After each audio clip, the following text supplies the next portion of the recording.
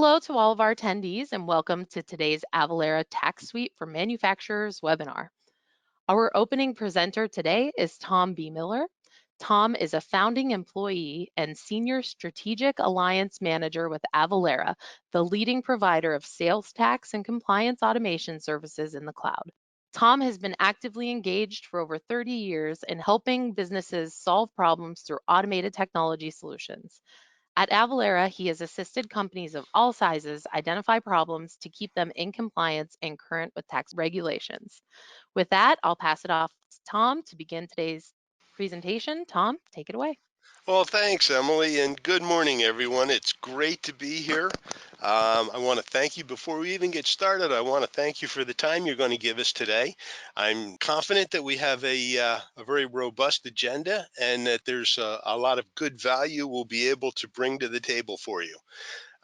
There are a couple of folks on the line with me, so let me take just a moment to introduce the team.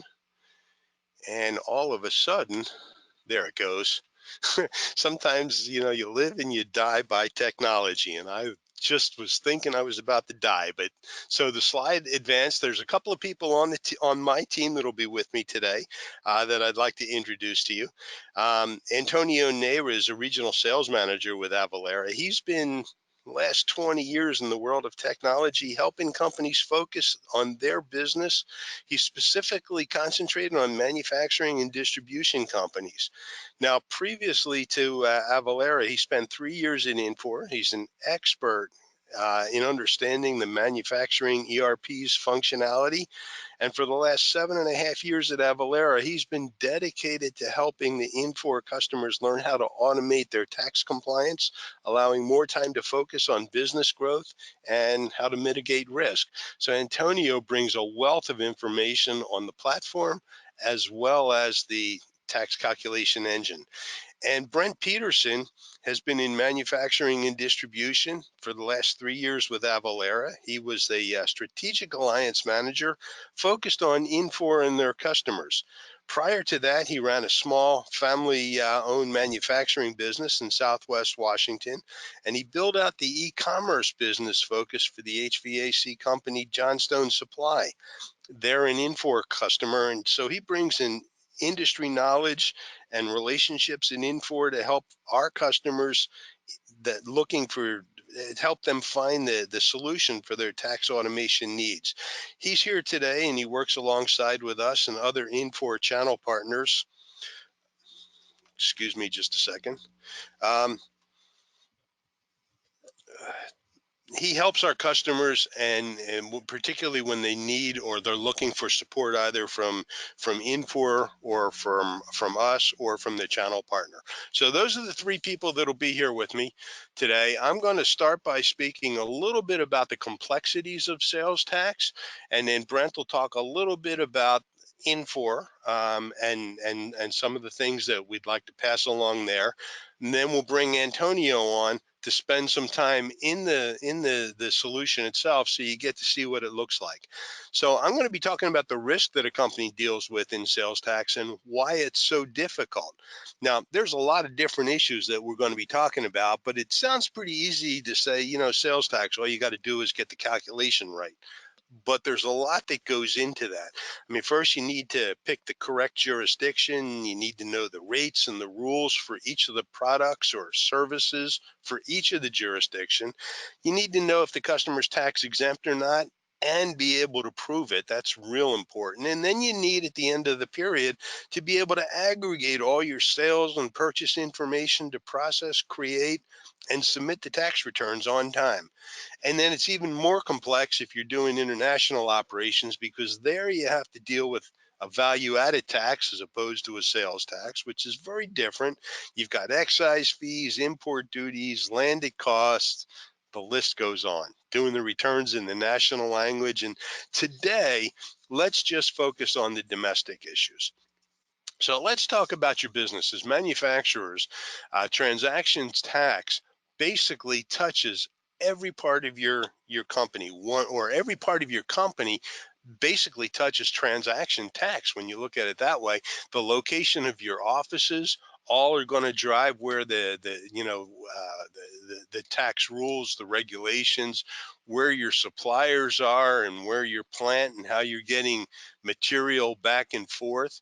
Your sales team, how they go out and sell the product, whether they're out on the road, they're doing trade shows, or maybe your support team is doing implementations on site. All of that plays into how the tax needs to be calculated. Just as important is how you get the product from your warehouse to the customers and where the customer physically is in relation to your company. So there's a lot that has to go into this decision to make sure that the calculation gets correct. Not quite as simple as it might sound.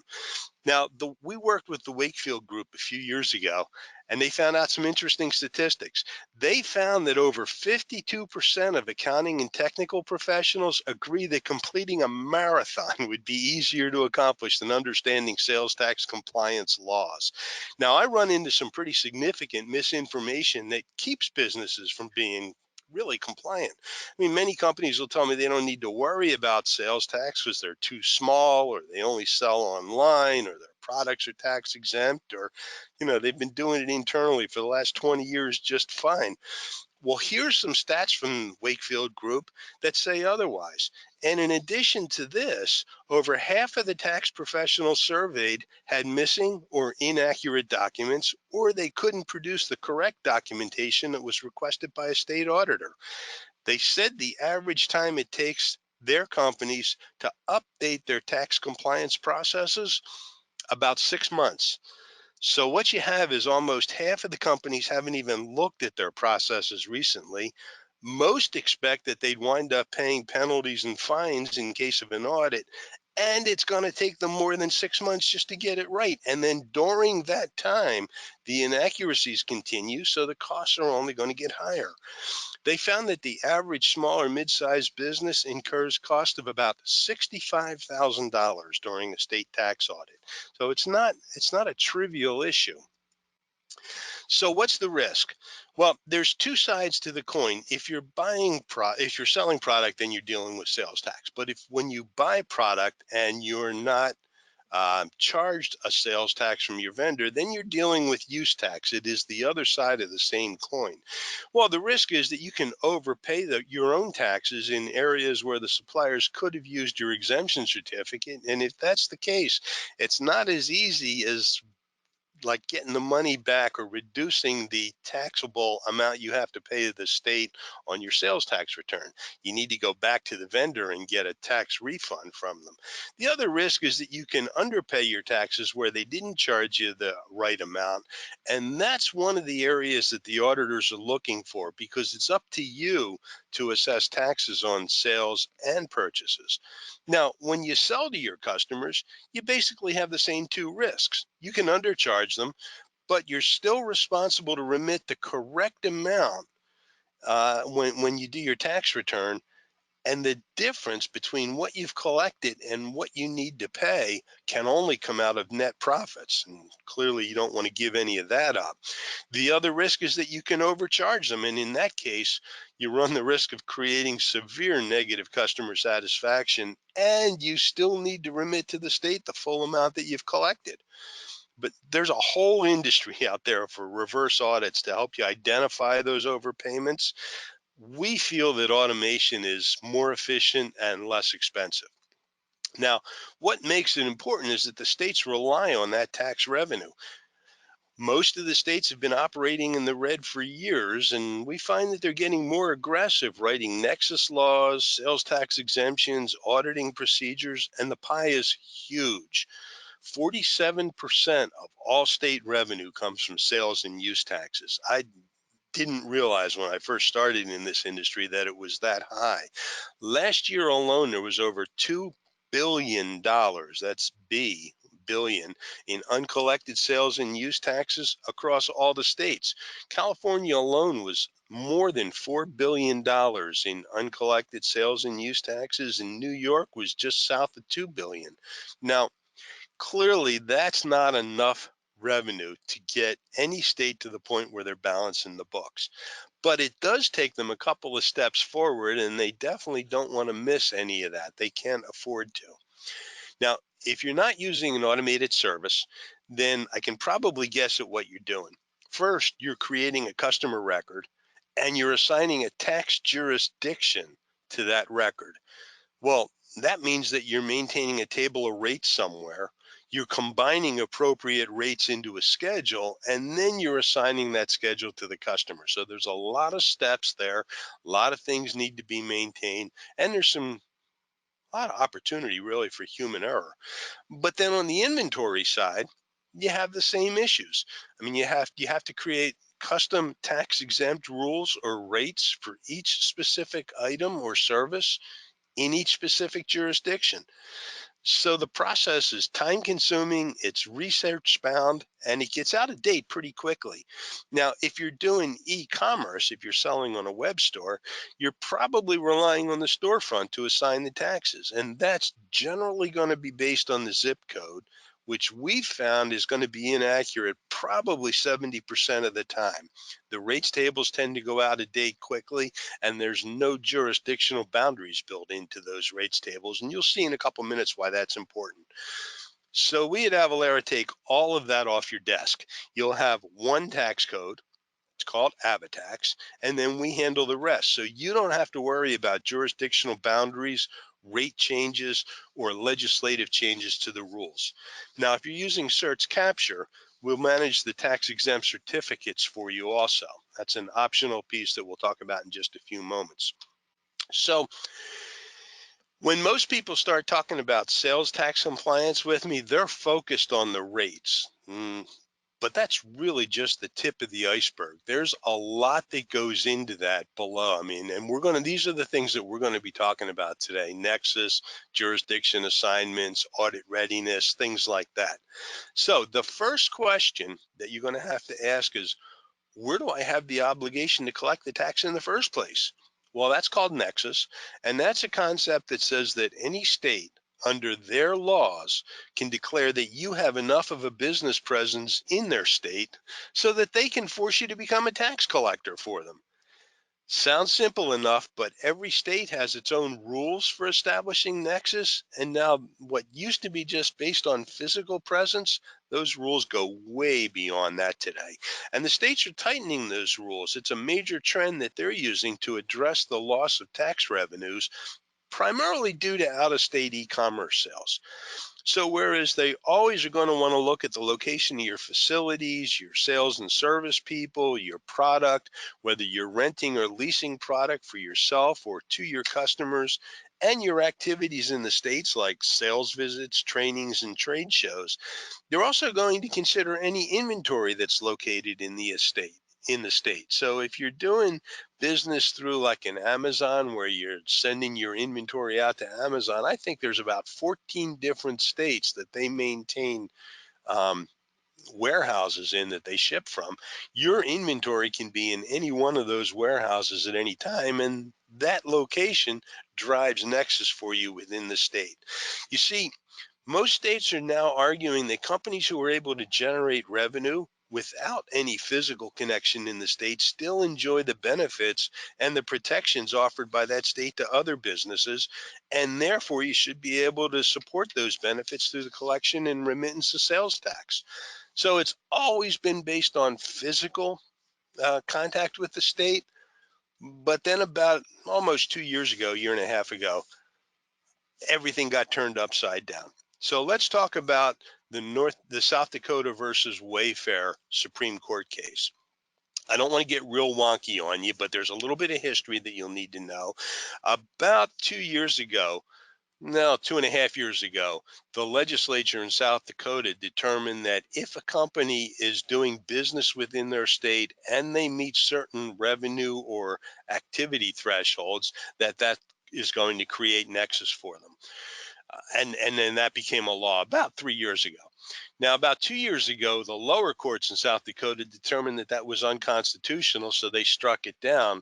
The state legislature took it to the Supreme Court in South Dakota, and the Supreme Court said, hey, this is perfectly legal. If somebody's doing business here, they need to be able to collect our sales tax.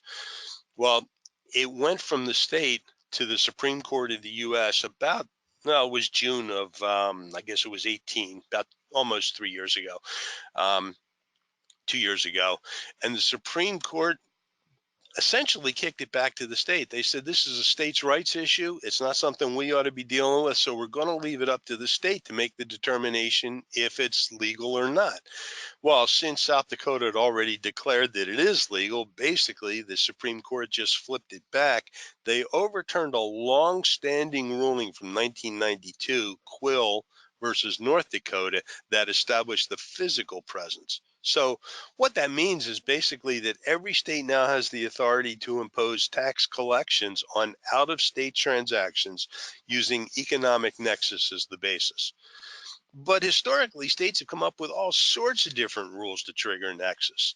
You'll remember there was an affiliate nexus, then there was a click-through nexus. God, they even had a cookie nexus. And this is just a new way for states to impose the tax collection on you, the seller or the manufacturer. It's based on revenue and your sales activity in the state. It argues that by selling some number, attaining some revenue level, or producing some specific number of sales over some given period in their state, you've created nexus. All but about 7 states currently have economic nexus rules. All of the states except for 2 that have a sales tax have passed the economic nexus rules. And as you'd expect, economic nexus varies. The criteria varies from state to state. So some states are going to look at sales last year. Some are going to look at sales in the last 4 quarters. Some are going to look at sales in the rolling 12-month period. Some states want you to do $100,000. Some states $200,000 in revenue. Some $500,000 in revenue. And some states are going to want you to do 100 transactions or more.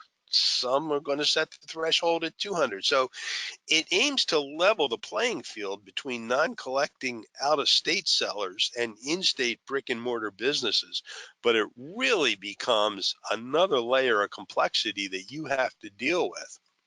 Now, South Dakota was the first to get permission from the court. Every other state in blue here has passed economic nexus regulations. You can see down the right-hand side of the screen pretty much when things have happened and when they went into effect. In the second half of last year is when Arizona and Pennsylvania and Tennessee went into effect. Louisiana set their date to be no later than July 1st of this year. This gets complex to figure out because you have to go out to the Department of Revenue website for every state to get their specific rules. So we've created a resource for you at Avalara.com. If you go to Avalara.com and then click under resources, there are some drop down selections where you can get all the research that we did that went into the production of this map, as well as some other Nexus generating activities. So you're probably saying, well, what should I do? Well, you need to understand your changing tax obligations. So you're going to want to reassess your Nexus footprint and get registered with those states where necessary. So if you have a trusted state and local tax CPA or an attorney, tax advisor to counsel you, that's a great starting point. If you don't, we have an extensive directory of experts that you can contact, or you can use our own tax advisory services team to determine where you have Nexus and work on other tax-related needs. So let's get back to the key challenges. Okay. Nexus really isn't the only concern. Understanding which tax jurisdiction a specific address belongs in can also be a significant challenge. There's over 152 million addresses, and they fall into multiple jurisdictions, which there's over 16,000 of those just in our country. You've got tens of thousands of rates, thousands of changes annually, and the tax jurisdictions tend to overlap. So let's look at an example from parts of just 3 counties around Denver. We're just going to look at 6 zip codes. And here you can see how the different jurisdictions are geographically positioned within different parts of the zip code. And you see the various different rates associated. And in just one zip code, you'll see 6 different jurisdictions with 9 different tax rates that need to be applied. If you're using zip codes to drive your tax determination and calculations, they clearly can't uniquely define the jurisdiction. it's only going to lead to tax errors. You really need to use the full mailing address, and I don't understand how small and mid-sized businesses can even begin to keep up with all of this. So, you figured out where you've got Nexus. You've identified all the jurisdictions your customers are in, but different product categories fall in under different rules. And with thousands of different rules, it's really impossible to keep track of them because those laws are always changing. It's essential for you, the seller, to know what's taxable in each jurisdiction so that you can prevent exposure and liability under audit. As you'd expect, product taxability laws aren't consistent across state lines. So what can be taxable in one state can be exempt in another, and you need to know what's not taxable in order to avoid overcharging your customers. So we generally recommend a taxability review on products and services, particularly if you're moving into new markets or bringing on new products. So here's just some examples of different products that are taxed differently. And for me, that one example in Indiana, why they tax Nestle's Crunch, but they made Kit Kats and Twix exempt, it's ludicrous. But the reason is that Kit Kats and Twix have flour. State of Indiana determined that anything that has flour in it is food, so it's a necessity, so they don't tax it. And then, I mean, this list goes on and on. It's just amazing what happens in this. If you're in any of the industries that are doing hardware, software, or digital goods, if you're in services or medical devices, equipment, food and beverage, clothing and apparel, school products, dietary supplements, you've got more rules for your products than you could even imagine. And I could spend a whole seminar just talking about this. But let's move forward.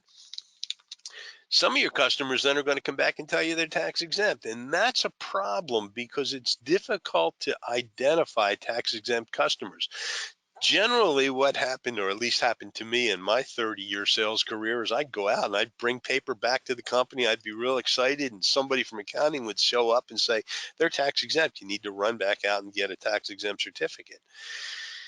It adds stickiness to the sales cycle, the sales process, so it makes it more difficult to do business with you. You have to have it. It's mandated. There's no choice, but nobody ever tells the sales team what makes for a valid exemption certificate.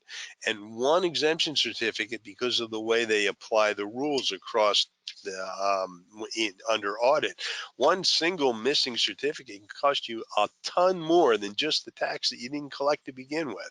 So you're going to want to focus on that. And then after you understand Nexus, you've located the jurisdictions, you know their rates, you've identified all the product taxability rules, you've marked your customers exempt or not exempt, and figured out the tax. Now you get to look forward to sitting down at the end of the period to do the tax return, generally monthly. And to do it right, you're going to deal with a couple of things. First, you'll need to know when the taxes are due in all the states, generally by the 20th of the following month. Are you going to e-file, or do you have to send them a check? What's the payment processing? Are there local um, returns that have to be done, as there are in certain states? Um, you've got to aggregate all of your data from all of your sales systems. So your Infor system, maybe you've acquired a company that's running a different ERP. You'll need to get that data. If you've got a couple of web stores, you got to pull all that together, generally in a huge, unwieldy spreadsheet, manipulate the heck out of it, and then you get to sit down and do your tax return. Guys, if that's the case, you're spending way too much on preparation and filing, and all of those resources could be used more strategically to help your company grow quicker.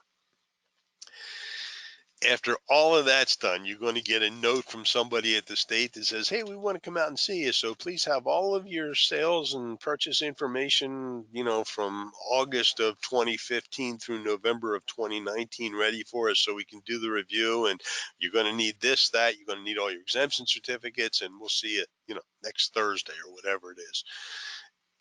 It's a never ending problem. So there's a better way. So when you're looking for a sales tax automation solution, there's a couple of things you should look for. The Avalara Sales Tax Suite is a cloud-based end-to-end compliance solution. Now, there are other server-based systems on the market, but there's maintenance and update ramifications you need to consider with those. So by outsourcing sales and use tax, the process is you'll achieve compliance, you'll cut costs, you'll increase efficiencies, and you'll be able to focus on more strategic initiatives important to the business. So AvaTax sits in the cloud between the order entry module, the web store, your billing systems, and the government. And in less than a third of a second, your systems are going to have an accurate tax calculation for hundreds of thousands of products and services across all 16,000 jurisdictions, taking into account the tax status of your buyer. What you do is set it and forget it. Now, there's a rudimentary tax exemption management system built into Avalara, into AvaTax. Um, Requires a little bit of manual work to keep it up and running. It's included with the system. We offer a higher end system called CertCapture, which is a cloud-based system in which we handle all the communications to your customers to get them to update their tax exempt certificate, and we manage the certificate in the cloud so you don't have to keep filing cabinets of multiple tax exempt certificates through the years. And then at month end, you're going to want a company that can prepare and submit the tax returns and provide treasury services to ensure that they're submitted and paid accurately and on time, as opposed to a signature ready system. That a couple of those systems are available out in the market, but using a signature ready system, what you get is a pile of PDF forms. You still need to sign them, produce the check recs, stuff the envelopes, or fill out the forms online, and then you need to track everything. So the bottom line is, if you automate your tax services, you're going to save time. I mean, let's face it, manual sales tax management is time consuming and it's expensive. You're going to reduce your risk. I was surprised to find out a year or two ago that there are over 3 times as many sales tax audits conducted annually as the IRS audits for income tax, and you're going to have less aggravation. One of the things that the CFOs that I speak with tend to bring up regularly is that they train people to do this tax return preparation function, knowing that it's not what they want to be doing with the rest of their career. Most of the people I speak with say they're doing this so that they can get another job in their company or put something on their resume so they can get a different position in a different company. So you wind up training your people to do a job that's not their long-term career aspirations. Then you wind up retraining their replacement. It just doesn't make a lot of sense to me. Now, all that said, there's going to be a cost for tax compliance, but I think we have a way that might help you minimize some of those fees.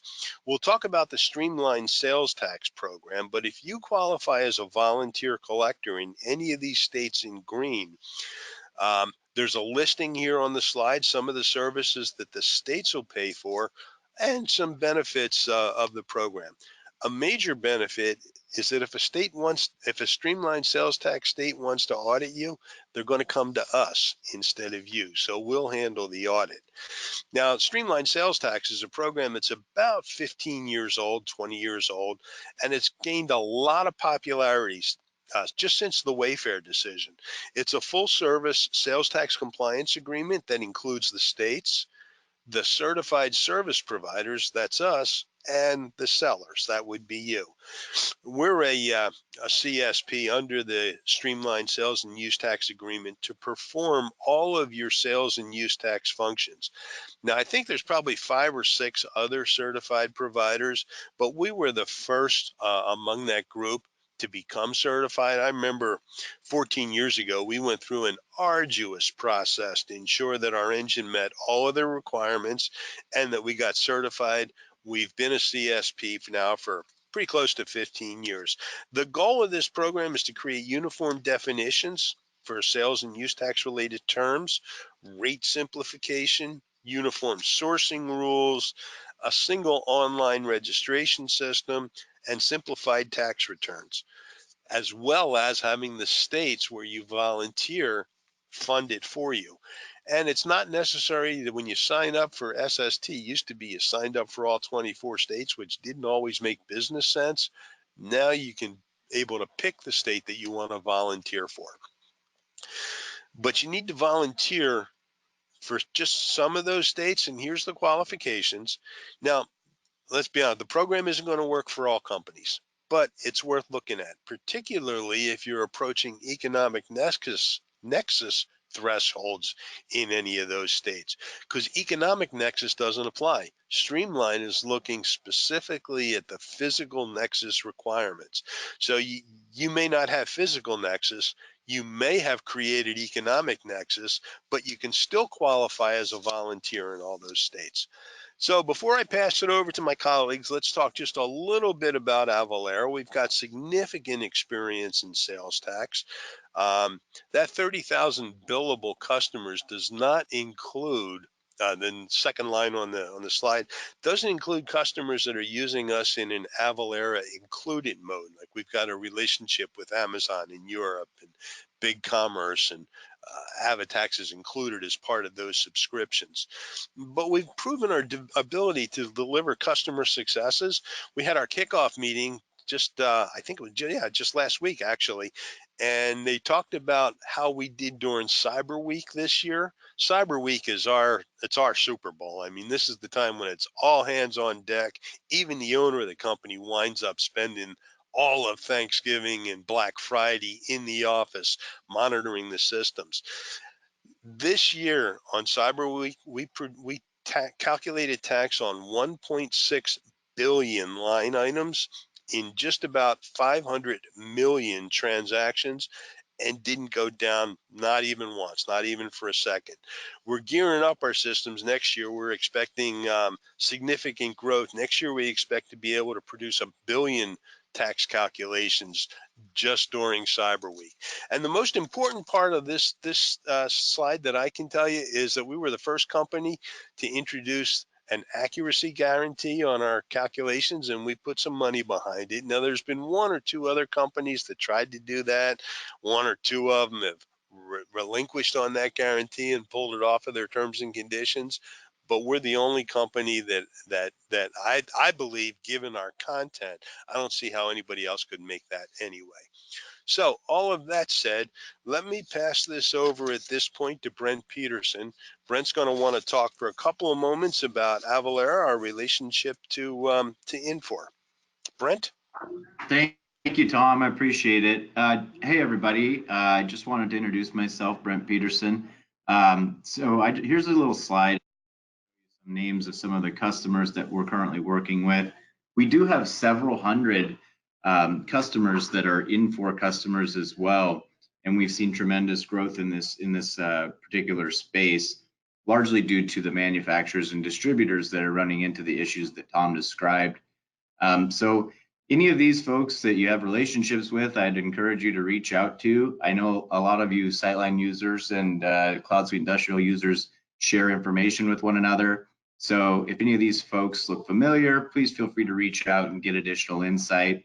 Also wanted to mention that we will be at the Sightline User Network show coming up here in about a month and a half. So if you're there, please come by our booth and say hello. We'd be happy to chat with you. I did also want to just touch on the sort of the importance of manufacturers and distributors and kind of what sort of things you need to be looking out for. I believe it's on the next slide. Tom talked about this earlier, but I did want to just really emphasize the fact that as a manufacturer, most of your sales probably are exempt. You're selling to a distributor out there that's then reselling your product, but a lot of you are also maybe moving into e-commerce, or you're moving into a direct-to-consumer type of model, or at least offering that alongside. So now you do have to worry a little bit about the tax rates, but that problem of managing those exemption certificates never goes away. And in fact, as your business is growing, it gets larger and larger. So we really just want you to focus on the fact that we do have solutions that can help you in those scenarios.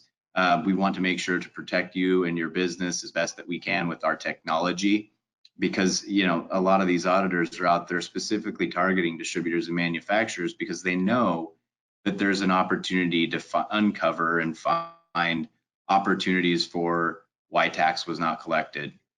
So just wanted to kind of touch on that, let you know that we're here to support you. We're here to support DRI. If you ever have questions, you can reach out to Tom, reach out to Jason Snar, whomever you want to over at DRI. If we need to loop in Infor, we can certainly do that. But just wanted to let you know that we're here to support you.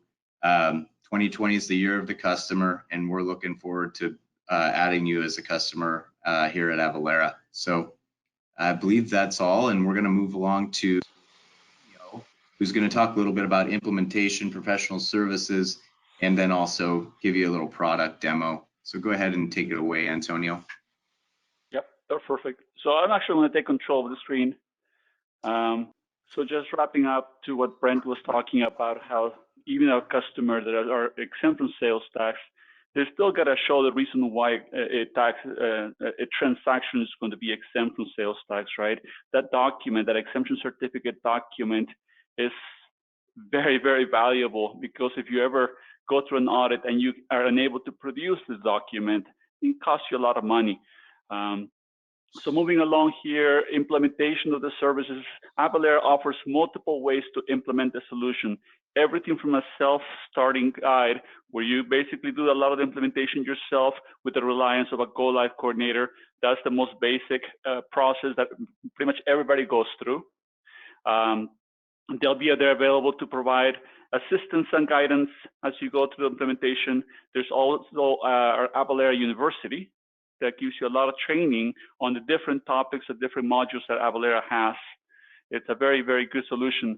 So let's jump into the actual demonstration. There's one more slide here I probably want to skip, but let's jump into the actual demonstration and show you how the application is integrated into the ERP. I'm going to focus on CSI. If you have other ERPs available, the functionality is pretty much the same, but the idea is that we're going to use a tax module. Is the tax module part of the Infor solution? So make sure that is enabled. Once that is enabled, Avalara is going to give you an account number and a license key, and that will allow you to connect the system to start using AvaTax. As part of the options for it in the tax interface parameters is the ability to set all your customer tax codes to external. And I apologize, it's probably a little bit small on your screen. I'll try to make this a little bit bigger. But you can see that with a click of a button, you're setting all your tax codes, a default tax code, to be external. That external is the trigger. That's what lets the system know that you're using AvaTax as a tax system and to bypass the native tax functionality of the ERP. So on any order, and I'll make this a little bit bigger again, on any order you have available, that tax code is external. So right now, I imagine that depending on how many states you're registered, you probably have hundreds. I was speaking with a customer who had thousands of tax codes in their system. And basically everything was linked up with a customer, or trying to pick the right tax code became a hustle or a burden for them. So the ability to have everybody use the same tax code and then let Avalara handle the sales tax calculation on your behalf, that's very, very, very good. So that will allow the system to talk to AvaTax. Then as soon as you save that order, then the system will ping AvaTax. AvaTax is going to make a sales tax calculation, and it's going to come back with a total tax right there on the tax field. So really, you're not going to a different window. You're not going to a different screen. You're not doing any type of download or batch updates or anything whatsoever. Our solution is cloud-based, so it's fully integrated. The tax is real-time calculations that will happen, and that tax is going to show up on the tax field of the ERP automatically. Round-trip calculations for one of these transactions on the average is about 0.4 of a second. So you blink your eyes, you already have the sales tax loaded into your sales tax field. So I'm going to close this out. I'm going to jump into what happens behind the scenes, because from an ERP perspective, it's not much to show, right? I mean, you have the tax code in there, and that's all you do. I'm logging into my Avalara dashboard, and you have your own login to this window as well. The very first time that you log into your Avalara dashboard, this window will be blank. It's going to take you through a welcome screen. It's going to say, welcome to Avalara, let's set up your company profile. That's where you set up your company, tax ID, where you're registered, etc. But there are some areas that will be important right here. One of them is this, and Tom mentioned economic rules available right now. Well, the system is going to track where you're doing business and the number of transactions that are going to other states, and it's going to let you know when you're approaching a threshold into any of those states. For example, if I was to just open it up, maybe in Alabama, I'm 88% of my sales. Wow, I should start looking into registering there as well. It's going to let you know the sales thresholds and where you're coming along for that threshold. So this is very valuable information that Avalara is going to be able to send to you. But as you process transactions through the ERP, I'm going to go into my transactions. We keep a basic record of the transactions that was processed through CSI here in AvaTax. You can always do a filter. You have other transactions right here. I'm just going to go back to last year, and then maybe I'm looking for a specific vendor, 1973, see what accounts or transactions I see. So all these transactions are for that specific vendor that I have. So I'm going to open up an invoice. And we can look at this invoice. We capture some basic information like the document date, the customer code, so the identifier, the different line items, and the ship from, the ship to. In this case, it's an order from Washington that went to California. It's a 1/4-inch plate and the shipping for that. And notice that because of the rules for California, the freight becomes non-taxable, while the product itself is the only item that will be taxable. That 1,062 will show up on the tax field of CSI. If I maximize this, I'm able to see the full breakdown of the sales tax, state tax, county tax, and 2 special taxing jurisdictions. So Avalara is going to follow the rules set up by the state. So not just tax rates, but also there are situations where you may have the single article tax, right? Where an amount is taxed at a certain rate up to a certain amount, and then anything above that is taxed at a different rate altogether. All those rules are handled by AvaTax already. There are a lot of reports that are available to you that you can print out and run. We have about 55 different reports available. Everything is broken down by category and a subset of reports. Maybe I want to do a quick summary review. You can go by date ranges as well. Maybe everything from last year until now, etc. You can go and specify a certain state if you want to. I'm just going to run the report. In a matter of seconds, I'm able to see all of my transactions broken down by state, how much of it was taxable, how much of it was exempt, and my tax amount. If I open up and drill down to my report, now I'm looking at transactions just for California, broken down by state, by county, by special taxing jurisdictions. I can look at one specific location. Now I'm looking at my invoices for that location as well. Any view that I have available, I can export to Excel or PDF. I can go into one specific invoice and look at the different line items for that invoice as well. I mean, Avalara is able to capture every single detail of the sales tax that you need to report to the state as needed.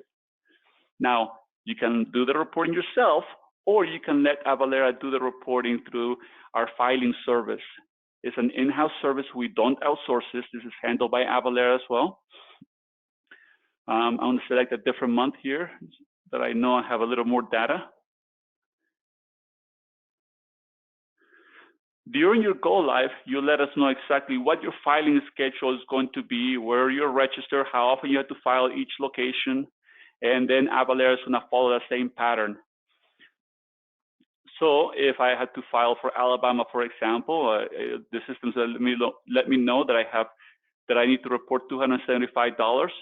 You can click on the approve button. It'll mark this transaction as approved, and you move down the list of states that will be filing on your behalf. The system is going to let you know the amount that we need to file. So it's a pretty simple process. We take care of the preparation, the filing, the payments, and the resolution of tax notices that may be sent to you from the state. everything is handled by AvaTax. Now, for the sake of time, let's jump on to the CertCapture solution. Tom mentioned that we have a great application to track and manage your exemption certificates. Well, this is the application. It interacts with AvaTax. So if you have a customer that you have a certificate for, or maybe you have a list of certificates already on file, you can upload those into CertCapture, link them to the customer in CertCapture. That way, AvaTax has a record of what customers you have that have a valid exemption certificate on file. AvaTax then is going to exempt those transactions or any transaction that is backed up with an exemption certificate. If the certificate is not available, you can build campaigns directly from CertCapture that will interact with your customers in different ways. It can be done through a mail campaign. It can be done through an email campaign or even a fax campaign. I'm not sure how many people use that, but it's still available. It sends a request to those customers. You have the ability to create the cover letters, the email templates that will be sent out to those customers. CertCapture has a matrix that knows exactly what certificates are good for a period of time, right? So maybe it's a resale certificate, and maybe it's going to Florida. That certificate is going to expire every single year, while a resale certificate to Colorado Colorado is going to expire every 2 years. So there's a matrix and an expiration that was set by the different states for the duration of that exemption certificate. Very quickly, let's walk through a quick email campaign. If they were to send an email campaign, what it looks like. I sent myself one as an example. And here's the demo. Again, the body of the message can be customized. I just made it my own. You can include your logos in there. The goal here is that you're sending your customers to this link. In this case, this customer has 3 exemption states that are missing certificates for. They can click on the link. It'll take him through a wizard. It's going to ask, okay, for California, what's the reason for the exemption? Well, maybe let's say I'm manufacturing.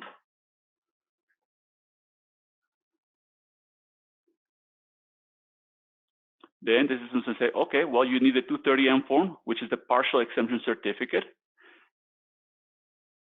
What's the primary use? What items? And your permit number. They'll type that information in there, click next. They can sign this. So if you're using a tablet, they can sign this on the screen, type their name, title, and the form, the valid form from the state is going to be populated with all the data. And that will be uploaded into CertCapture. Now, in this example, if the order is for California and it's a partial exemption, then the AvaTax is going to apply the partial exemption for California for that order. So there's a lot of good information that we can drill down. I mean, we can spend a whole hour talking about the functionality of AvaTax. Just keep in mind that we have the solutions in place that interact with CSI to make the management and the compliance process a lot easier.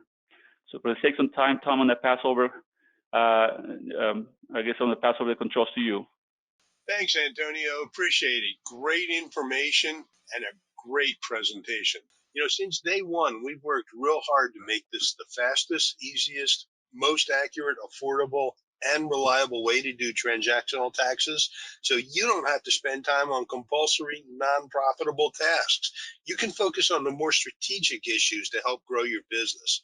I mean, let's face it, manual sales tax management is time-consuming and it's expensive. And even after you spend that time and money, most companies believe that auditors are still going to find errors. So you're spending big money on compliance, but not significantly reducing your risk.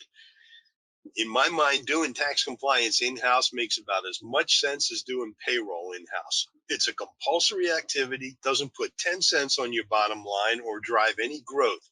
It's mandated, so you have to do it. And you're already spending thousands of dollars annually just trying to be compliant. So our recommendation is to do what you do best. Don't waste resources by manually doing mandated tasks. And it all starts with a conversation. The next step really is to sit down with your consultant from Decision Resources. Talk to them about your business, about some of the issues that you think you have, some of the concerns maybe that got raised during this webinar. Doesn't cost anything, but talk to them. They're very knowledgeable folks when it comes down to this environment, and they're more than happy to get Antonio or Brent or myself involved to get you some answers that you need. Thank you to Tom, Brent, and Antonio at Avalara for your time, and thank you to all of our attendees. That concludes today's webinar. Have a wonderful day.